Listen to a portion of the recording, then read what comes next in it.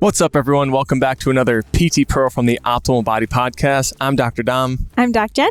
And today we're going to be talking about shoulder popping, some of those crunchy or poppy noises that'll come out of the shoulder whenever you're doing exercise or maybe even just reaching overhead to get something out of the cupboard. Is it bad? Is it hurting me? What's it doing? Let's check it out.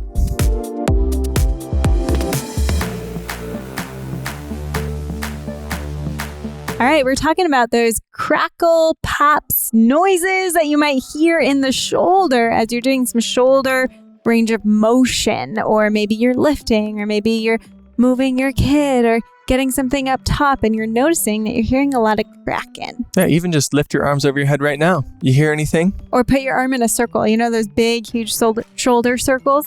Do you hear anything when your arm moves all the way around? That's a good test because I definitely hear lots of little noises happening. Yeah. And if that happens, or if you've ever noticed that, is it bad? Have you ever wondered, what is that? Yeah. What's going on? Do I have to worry about this? That's what we're talking about today. It's called crepitus in the shoulder. We've talked about crepitus in the knee. Again, a lot of people will come into a PT office or come in to see one of us and say, hey, my shoulder's been making this weird noise. Here, listen, when I do this. A lot of people are just looking for an answer. Yeah. What is it? Mm-hmm. What is making that noise? Because it always seems like if we can pinpoint in on a specific answer, that is caused by this. And it's not anything you need to worry about. That's what helps put people at ease somewhat when it comes to these things. Right, because a lot of times we'll hear that noise and then we'll associate that with that movement is bad. That means something's rubbing, or it sounds like there's crazy noises. So if I keep doing that, then I'll need my shoulder replaced. It could lead to a lot of crazy beliefs we might put inside our head. So we just want to start to kind of combat some of those scary assumptions you might make up about the shoulder noises that you're hearing, where they could be coming from. And we hopefully are going to help to educate where your noise might be caused from and potentially, what could even be happening if it is a little bit associated with pain. One place to start is just to talk about some of the anatomy that's in the area. In the shoulder, we have so many things. It's like a crossroad for so many different muscles coming from the back, coming from the arm, coming from the chest. There's so many different joints. The joints alone, we have the glenohumeral joint. So that's that ball and socket. Yep, that's right, where our arm bone comes into the socket on our shoulder blade, actually. We have the acromioclavicular joint, the AC joint, which a lot of times you can feel this little knob right on the top of your shoulder. And that's right where your collarbone meets the thing that curves around from our shoulder blade. Something that could be making noise is your sternoclavicular 100%. Joint. Mm-hmm. That I know that I've separated one of my sternoclavicular joints in football, and I have my left one that gives me some good crunches anytime I roll my shoulder around. But that's right where your sternum, the bone right on the front of your chest, meets your collarbone. In the scapular region, so your shoulder blade could be making some interesting snapping noises when you are lifting or moving your arm. So lots of different regions that could be happening and these noises could be coming from. So now when we are talking about specific pathologies or potential pathologies that could be happening within these areas, these are more so related to specific pain. Like maybe you know that you have a labrum tear, or maybe you know that you have some cartilage floating around in that area. So these potential pathologies, where you've been diagnosed with something that you know to be true in that area, could have those noises associated with pain or not. Maybe you don't have pain, but you know that you have a labral issue happening. You've seen it in an MRI, or you know you have some loose bodies. I was going to say you could have dislocated your shoulder in the past or have subluxing shoulder, which just means you kind of have a very lax shoulder. There's a lot of instability in that area, and it can kind of partially dislocate pretty easily. In a lot of these cases, whether it's the knee or the hip, are these cracks and pops bad? Right. Well, if they come along with a lot of pain or fairly severe pain, or they significantly reduce or limit our range of motion, then that's definitely something that we want to get checked out. That's something that we want to look into further, maybe get with a physical therapist, your primary, a chiropractor, and see if they can do some assessments on, okay, is this something that I should get checked out more. We always want to assess what's happening from a full picture and not just guessing based on what you Google. I mean, I know that's the most common thing, right? Yeah. Oh, I'm hearing some noises in my shoulder. Let me just Google it. Now I'm dying. So we definitely don't want to just be Googling what could be happening. Because like Dom said, like especially if it's causing some swelling or it's causing some weakness, you notice like one arm, it just isn't performing the same as it used to or different than the other arm. This is where you definitely want to start to get it checked out. Don't just let it linger, because like we've talked about in another previous episode, I think way a long time ago, was frozen shoulder and what could happen with frozen shoulder. And a lot of times we talked about, this effect of feeling this sensation or pain or maybe being scared of the noise. And so you just stop moving into that position and we start freezing the shoulder. So definitely an early assessment is good. Even if you're not having a lot of significant pain, it might be something that you just for your own peace of mind want to go and have assessed and have someone look at. And, a PT like Jen or I, if it's something where you're moving, you're getting some different noises, but it isn't limiting you in any significant way, we might just be able to give you pointers on, okay, here are things you can do that will help you make sure your shoulder blades are nice and stable and you're getting good range through other places like you should, like your upper back, and you're not just kind of jamming your shoulder into an end range of motion that in the future could potentially,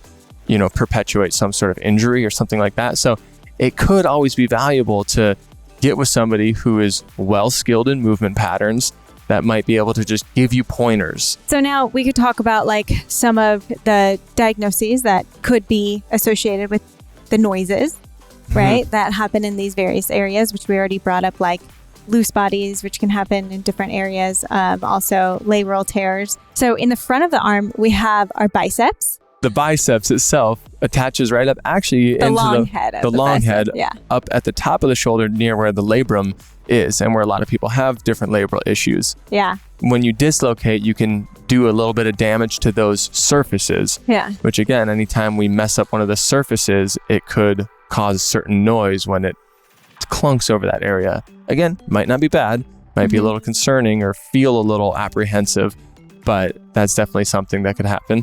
If you have like some tenderness when you rub over that tendinous area where the bicep, that long head of the bicep tendon kind of meets into the shoulder, you might notice some tenderness. And because it's kind of like a superficial, like on the outside, a tendon, you can kind of feel it. And so sometimes when you move your arm in and out and you rotate the forearm, you almost feel this snapping sensation. So you can kind of feel that tendon moving within that area. So sometimes the noises are actually palpable, something that we can feel, or maybe I place my hand on my shoulder in general and I can kind of feel the noises as I'm going around, right? That's something that might be possible. But again, if it's not associated with pain, it's not necessarily something that's bad, but it's something to start to be aware of. What I wanted to mention too, when you talked about like the hyperlaxity, right? Or the increased range of motion. I mean, in general, we know the structure and the anatomy of the shoulder. We have a lot of ligaments and tendons that hold on the upper and the sides and the back, but we don't have any that hold underneath on the bottom part of that shoulder structure. So we do have a little bit more opportunity for it to go lax if we're not working on the strength around those muscles, right? And then we are naturally in this technology world where we're constantly forward and our shoulders are rounded. Sometimes that humeral head sits a little bit in front of that top of that shoulder blade, right? So that means it's not really sitting perfectly in that structure. And could that be causing some snapping and popping of the tendons in that area? Probably. I think another huge thing is if you've ever had any traumatic injury of your shoulder. So if you have separated your AC joint, if you've separated your sternoclavicular joint, if you've dislocated a shoulder or had a broken arm, anything like that can definitely change the mechanics of how all hundreds of these things that are around the shoulder are operating. So again, coming out of that, if you hadn't worked with a PT who gave you, or a rehab specialist who gave you any good advice or exercises on how to create more stability in that area, especially if there are some ligaments that might not have the stability that they're used to,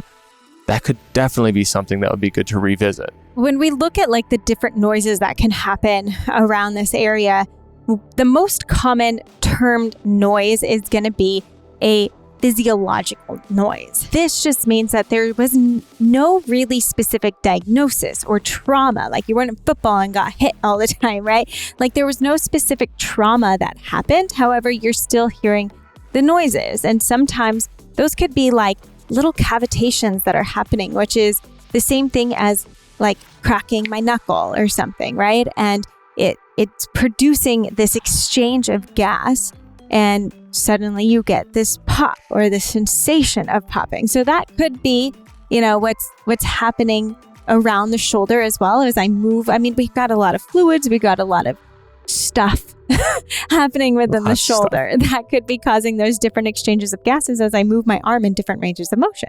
Totally. And then on the other side of that, which is slightly less common, is a mechanical noise, which again might be a tendon or something that is rubbing against something that might make that noise when you go in a certain range or when you reach overhead or something like that. Is it something that I need to really focus on shifting? And is it going to cause something worse down the line? It depends. Oh, doesn't it always? Yeah.